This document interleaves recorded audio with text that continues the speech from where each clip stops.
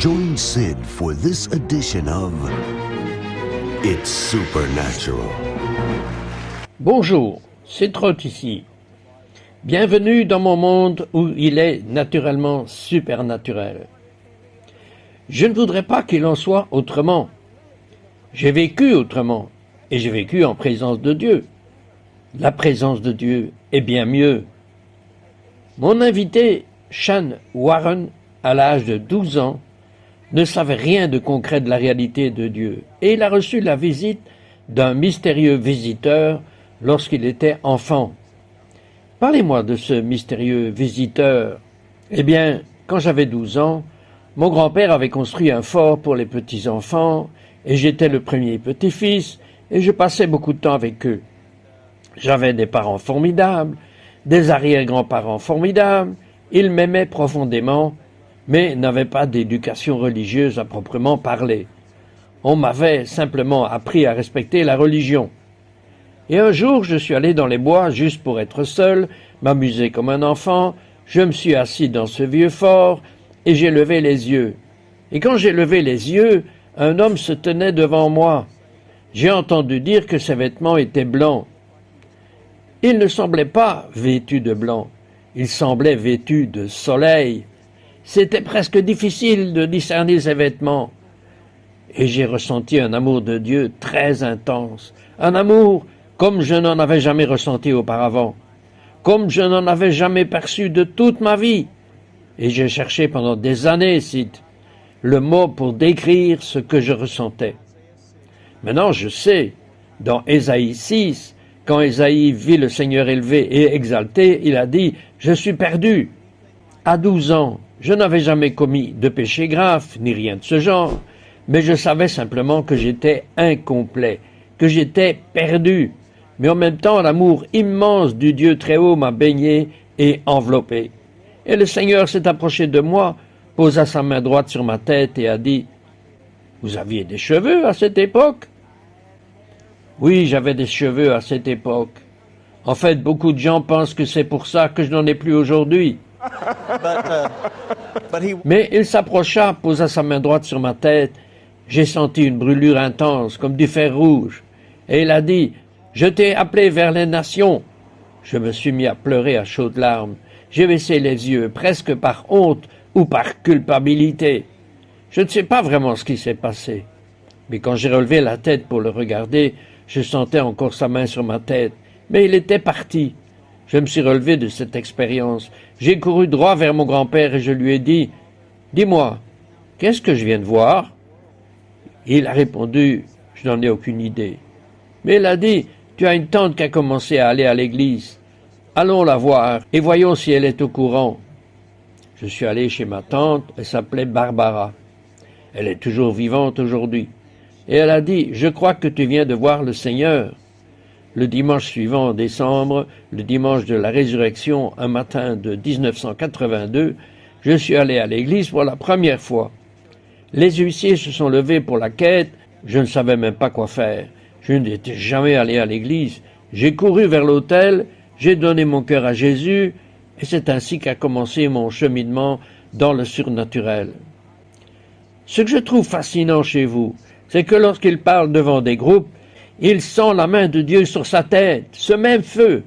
Et quand cela se produit, des miracles se produisent. Par exemple, parlez-moi de cette fois où votre congrégation était tranquillement en train d'adorer Dieu et il y avait un homme né aveugle. Et tenez-vous bien, les rabbins nous disent qu'il y a 3 miracles messianiques majeurs pour confirmer qui est le Messie. Et l'un de ces miracles messianiques est le fait qu'une personne née aveugle retrouve la vue. Racontez-moi ce qui s'est passé. C'était un dimanche soir. La puissance de Dieu a frappé notre Église. C'était tellement incontrôlable et tellement inhabituel que dans ma foi innée, j'ai eu envie de me lever et de tout arrêter. Et le Seigneur m'a parlé et m'a dit « Ne touche pas à ça, c'est moi ». La situation est devenue encore plus incontrôlable. Je suis retourné pour tout arrêter. Et de nouveau, le Seigneur m'a parlé, mais cette fois d'une voix beaucoup plus dure. Il a dit « Si tu touches à ça, tu me touches et je te toucherai. » J'ai reculé, effrayé. J'ai alors lancé un appel à la conversion. J'ai dit « Dieu est là, Quiconque a besoin d'un contact avec le Seigneur, venez devant. » Un homme du nom de Sami, aveugle, il portait des lunettes noires, nous le connaissions bien, sa femme le guidait dans notre église. Il avait été membre de notre église. Nous savions donc qu'il ne simulait pas. C'était sa condition. Il se trouvait tout à gauche dans le coin de notre estrade, et j'ai couru vers lui, j'ai posé les mains sur lui, je suis tombé à genoux et j'ai commencé à prier dans l'esprit.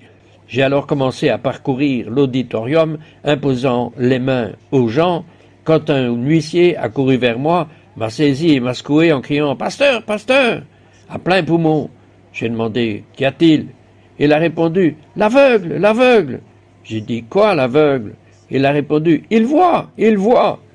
Je me suis retourné et j'ai regardé, site, et à ma grande surprise, il avait enlevé ses lunettes de son visage, ses lunettes noires, sa canne était posée au sol, sa précieuse épouse levait les doigts, il imitait ce qu'elle faisait, reproduisait ses gestes. Et Dieu l'avait guéri. Il avait les yeux ouverts et pouvait voir. Nous l'avons fait monter sur l'estrade, il pouvait voir tout le monde dans le bâtiment. Nous avons un grand sanctuaire, il pouvait voir des gens debout au balcon, portant des chemises de certaines couleurs. C'était la chose la plus magnifique que j'ai jamais vue. Mais il y a eu un double miracle, écoutez ça. Non seulement cet homme, né aveugle, a recouvré la vue, mais il est allé chez le médecin car, voyez-vous, il n'avait pas de nerf optique. On ne peut pas voir sans nerf optique. Alors le médecin a examiné son nerf optique. Et qu'a-t-il trouvé? Le médecin a dit « Vous avez des hallucinations, il est impossible que vous puissiez voir. » Mais il lisait tout, car ce nerf optique n'était toujours pas là, mais il pouvait voir, vous comprenez? Oui, c'était un véritable miracle, ce qui s'était passé. Et ils m'ont dit qu'il était délirant. Il a dit « Non, je peux tout lire ». Il lisait tout au bureau. Il est revenu plusieurs fois et est allé plusieurs fois chez le médecin et c'était toujours le même diagnostic. Et que fait-il dans la vie maintenant? Maintenant, il est programmeur informatique au cours des dernières années. Avez-vous déjà vu un programmeur informatique aveugle? Ce même soir, nous avons vu des gens dont le dos a été instantanément guéri, des jambes qui ont poussé. Un homme se tenait dans la cabine de son, l'un des diacres de mon église, et nous savions qu'il avait cette maladie suite à un accident, qu'il avait subi de nombreuses opérations. Sa jambe a grandi et il est venu témoigner. Que voulez-vous dire par sa jambe qui a repoussé? L'une était plus courte que l'autre? Oui, l'une était beaucoup plus courte que l'autre, et instantanément, lorsque Dieu a guéri Sami, la gloire de Dieu a frappé le bâtiment et sa jambe a repoussé. Il est venu en courant vers l'avant. Il a dit « Je pensais que quelque chose n'allait pas, que j'avais une accumulation de saleté sur ma chaussure, et j'ai pensé que la raison pour laquelle j'étais tordu, c'est parce que je devais enlever cette accumulation. J'ai dû enlever mes chaussures pour être droit, parce que Dieu avait guéri sa jambe. » Sean Warren, vous avez vécu une expérience extraordinaire après la tragédie. Son père est mort jeune, sa mère était tellement accablée de chagrin qu'elle était en train de mourir. Shane voit tous ces miracles. C'est normal pour lui, mais sa propre mère est en train de mourir. Et donc, lors d'une des pires nuits de sa vie, il tenait sa mère dans ses bras. Elle dépérissait, ne mangeait plus, et était plongée dans un chagrin total parce que son mari était mort. Il est allé dans une pièce et a parlé à Dieu sincèrement. Qu'avez-vous dit? J'ai dit, Seigneur, je ne comprends pas ce que tu fais. J'ai imposé les mains à des milliers de personnes à travers le monde, je les ai vus recevoir leurs miracles, je ne comprends pas ce que tu fais. Mais Dieu, je veux que tu saches que quoi qu'il arrive à ma mère, je te servirai. Je vais te rester fidèle et prêcher cet évangile jusqu'aux extrémités de la terre. Et soudain, quelque chose a fait tilt en moi. Et j'ai tourné mon attention vers l'adversaire. J'ai dit, ennemi, sache que quoi qu'il arrive à ma mère ce soir, quoi qu'il m'arrive dans la vie, il y a une chose que tu ne pourras jamais toucher ni m'enlever. Tu ne pourras jamais m'enlever mes louanges. J'ai mis une guitare autour de mon cou et j'ai commencé à gratter les cordes, à adorer Dieu avec ferveur. Soudain, j'ai été transporté. La seule façon de décrire cela, c'est de faire penser à ce que l'apôtre Paul a dû vivre lorsqu'il a dit « j'ai été transporté ». Littéralement, j'ai été transporté au ciel. Et pendant les 7 heures qui ont suivi, j'ai commencé à voir des choses dans les cieux. J'ai vu le monde spirituel et j'ai obtenu des clés sur l'adoration, sur l'activité des anges dans l'adoration. Attendez une seconde. Vous avez été enlevé au ciel pendant 7 heures? Pendant 7 heures, oui. Et comment je le sais? C'est que quand tout fut terminé, quand je suis revenu à moi, et quand je dis que je suis revenu à moi, c'était comme si j'avais heurté mon corps. Et donc, presque comme quand Paul dit « Je connais un homme soit dans le corps, soit hors du corps », oui, je sais exactement de quoi il parle. Et j'ai frappé mon corps, et ça m'a surpris, et quand je suis revenu à moi, mes mains étaient toujours sur la guitare avec les cordes, mon bras était toujours là, prêt à gratter les cordes, et j'étais assis là sur cette chaise. J'ai regardé l'horloge, et j'étais assis là depuis 7 heures. Comment cela a-t-il changé votre vie? Cela a changé toute ma perspective, parce que maintenant le Seigneur m'a chargé, suite à cette expérience, de revenir et de sensibiliser les gens au monde spirituel. Si les gens ne comprennent pas à quel point l'atmosphère est active autour d'eux, tout autour d'eux, il y a des anges partout dans ce studio. Ce n'est pas parce que nous ne pouvons pas les voir, souvent à l'œil nu, qu'ils n'existent pas. Ce que vous dites, c'est que cela se produit, que nous le voyons ou non. Tout comme avant. Lorsque nous avions un télescope ou un microscope, les étoiles étaient toujours là, les microbes étaient toujours là. Nous ne pouvions simplement pas les voir, mais ils étaient là. Cela a changé ma vie. Cela m'a ouvert le monde spirituel d'une manière que je n'avais jamais vue. Cela a changé la façon dont je fais mon ministère. Quand je vais parler dans certaines places, j'ai commencé à prendre conscience de l'activité que Dieu accomplissait dans l'atmosphère. Même dans nos moments personnels, quand nous l'adorons, nous sommes... c'est comme ça que je le dis partout où je vais. Vous êtes plus près d'une percée que vous ne le pensez. Vous êtes plus près d'une percée que vous ne le pensez. Il y a des anges qui ont été assignés à nos vies et qui ont la percée entre leurs mains. Mais attendez une seconde, vous avez lu la Bible, vous saviez que tout cela se passait. Pourquoi avez-vous dû le voir pour le croire? Je n'ai pas seulement lu la Bible, je me suis vanté d'être un bon théologien, mais Dieu a dû enlever le voile de la théologie de mes yeux. L'un de nos plus grands obstacles dans le monde de l'Église et en matière de religion en général est qu'elle nous aveugle car nous commençons à voir l'éternité d'un point de vue humain au lieu du point de vue divin. Alors Dieu m'a ouvert les yeux. C'était la plus belle chose qui me soit jamais arrivée. Et depuis, je vois des miracles partout. Je vois Dieu agir partout. Je parle de choses qui choqueraient la plupart des gens. Parlez-moi de cette femme qui avait une maladie de peau. Il y avait une dame dans notre église qui avait une maladie de peau. Je ne me souviens plus du nom, mais elle avait des trous béants dans sa chair, sous ses aisselles. C'était vraiment pitoyable. Cela l'a complètement handicapée. Cette femme était une travailleuse acharnée, un soutien de famille.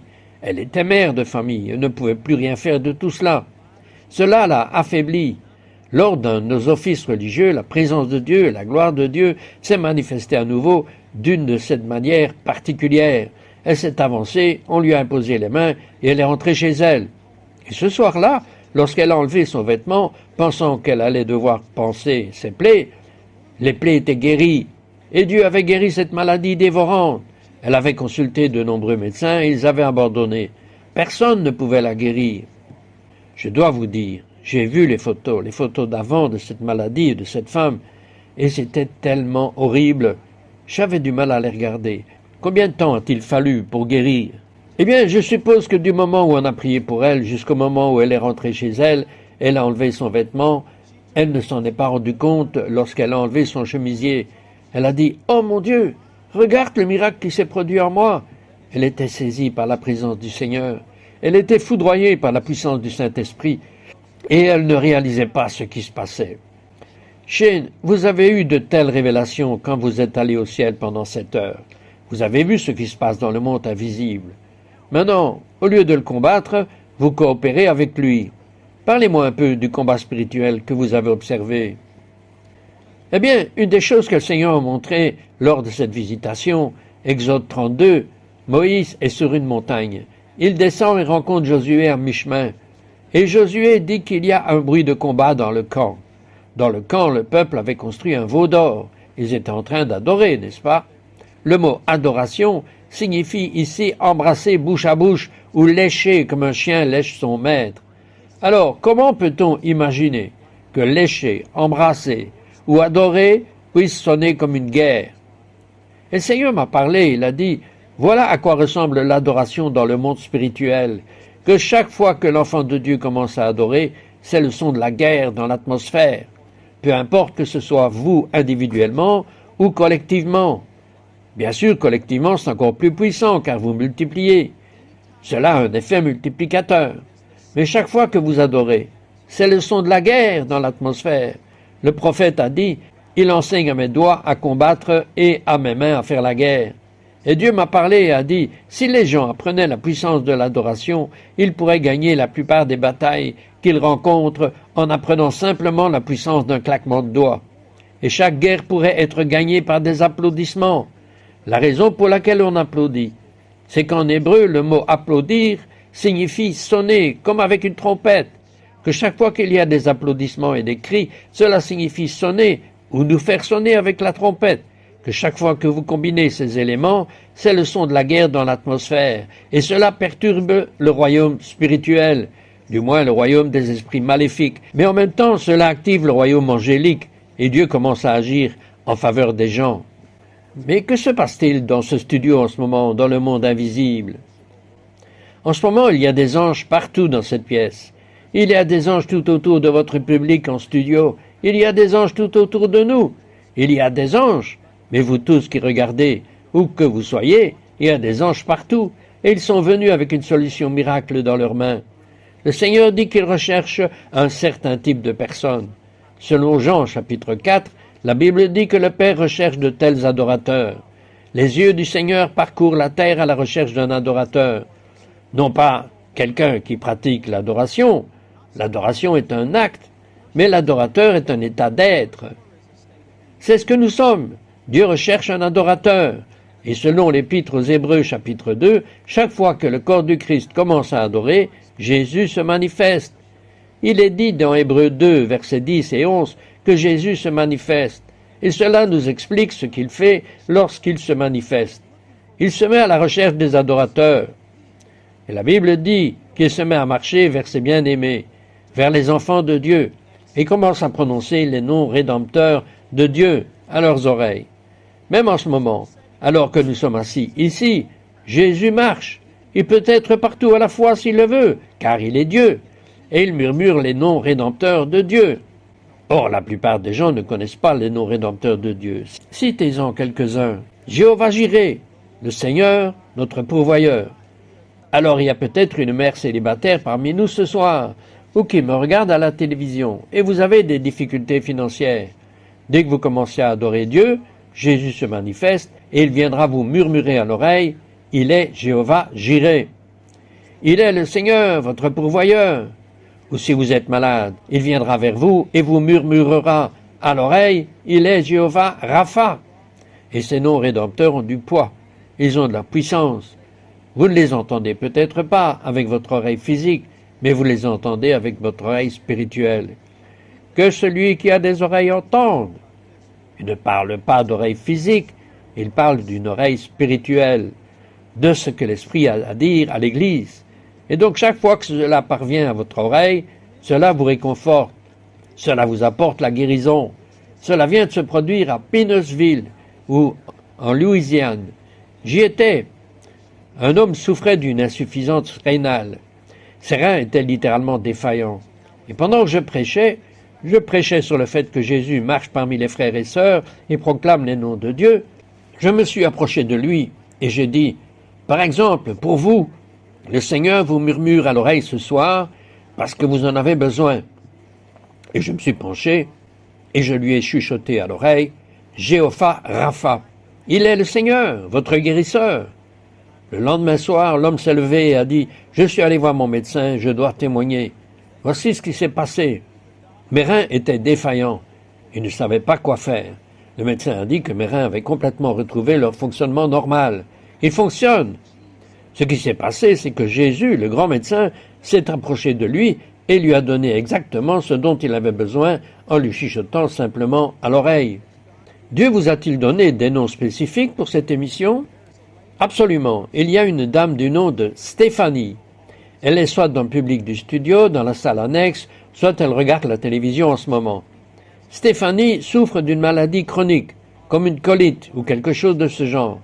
C'est une maladie chronique de l'estomac. Et le Seigneur, en ce moment, vous chuchote Jéhovah Rapha, qui est votre guérisseur. Et Dieu vous guérit, Stéphanie. Il y a un homme dans la prière aujourd'hui. Le Seigneur m'a dit qu'il y aurait un homme du nom de Jim. On vous appelle Jimmy. Votre mère avait l'habitude de vous appeler Gigi. Et le Seigneur dit, tu es un homme d'affaires et tu as des difficultés financières. Tu es sur le point de tout perdre. Mais le Seigneur va intervenir. Vous êtes destiné à regarder cette émission maintenant. Et le Seigneur intervient dans votre situation. Et vous verrez que demain, à cette heure-ci, les choses seront différentes pour vous. Dieu va accomplir un miracle pour vous. Et je crois que, en ce moment même, le Seigneur est présent dans ce studio pour servir les gens dans tous leurs besoins. Rien n'est impossible. Je crois que lorsque vous prononcez, murmurez, comme vous parlez, comme vous chantez les noms de Dieu, tout ce que les noms de Dieu représentent, tout ce que Dieu représente va se réaliser. Voulez-vous le faire maintenant? Amen. Alléluia. Père, nous t'adorons, et Seigneur, en ce moment même, nous sommes d'accord avec ces noms. Tu es Jéhovah, Jireh. Tu es notre provision. Tu es Jéhovah Sikanu. Tu es notre justice. Tu es Jéhovah Mekadesh. Tu es notre sanctification. Tu es Jéhovah Shalom. Tu es la paix. Seigneur, pour ceux d'entre nous qui se sentent seuls, tu es Jéhovah Shammah. Tu es le Seigneur présent. Pour ceux d'entre nous qui sont au combat, qui sont dans une lutte, qui sont attaqués, il est Jéhovah Nissi. Il est le capitaine de l'armée. Il est un Dieu de guerre qui nous apporte la victoire. Nous te glorifions en ce lieu. Nous te remercions, Seigneur, d'avoir reçu un nom qui est au-dessus de tout nom. Et tout autre nom doit s'incliner devant le nom du Seigneur Jésus-Christ. Je vous le déclare, quelle que soit votre situation, elle a un nom. Le médecin lui a donné un nom. L'avocat lui a donné un nom. Le banquier lui a donné un nom. Mais laissez-moi vous dire, mon ami, son nom est au-dessus de tout autre nom. Et dans le nom de Yeshua, Jésus, le Messie, vous êtes guéris. Amen.